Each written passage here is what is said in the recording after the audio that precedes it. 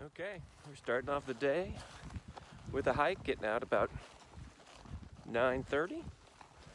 Had a few cups of coffee. Good, nice sunrise.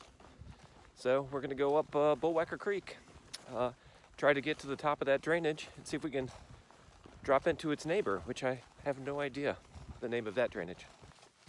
Here we are walking along a wash. With cows. There have been cows Oh my gosh, here previously. your tracking skills are really, yeah, that's really what good. I'm deducing. Mm-hmm.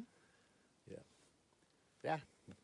Taking a day off, rest day, out of the boat, staying put, and just exploring the area. It's gonna be fun. Let's do it.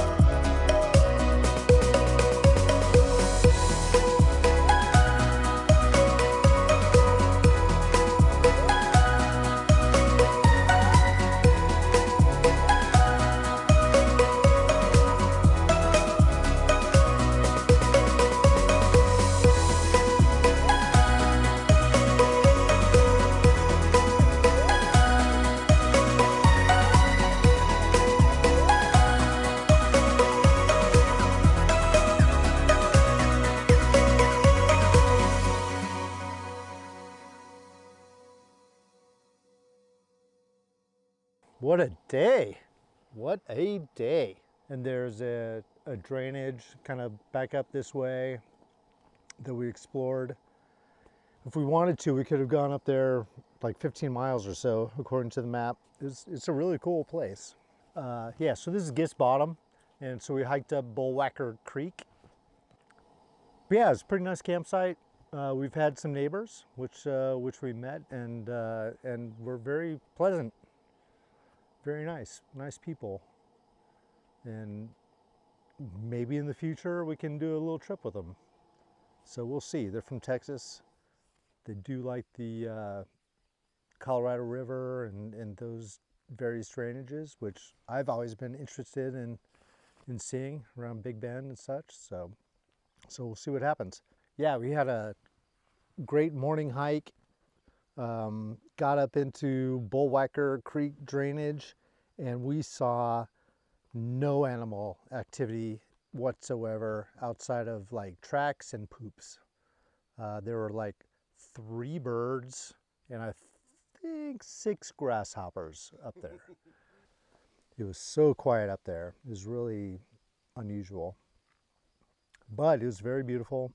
There's this really cool lava plug. So lava got pushed up out of a fissure, like a pretty big one by the size of it, and it created this really cool feature that Pat will show you right now in the edit process, and it was really cool. I was scanning kind of the hillside to see a way to climb up it or scale it, but there just was no way that we're going to do that. So we just had to walk by it. So we walked up this this drainage. We followed a bunch of cow paths because cows are the major critter around here these days for the last 200 years. But that's just the way it is. Thank you, Homestead Act of 1862 or whatever the year it was in the 1800s. So on this bottom, there are a couple of homesteads where the federal government promoted people trying to eke out a living in places like this. And most of the time, it just did not work out. It was too hard. Too hard. The winters were too hard. It's too dry here. You need, they increased the land allotment from, was it 120 acres to 360 acres just to support a family, just subsistence living, a few cows and some crops and whatever it took for you to exist out here.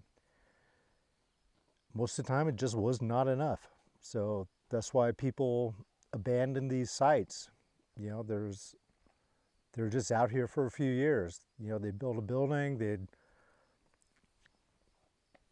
they'd ship their beds and cast iron ovens and that type of thing up here and just abandon them when it was too hard.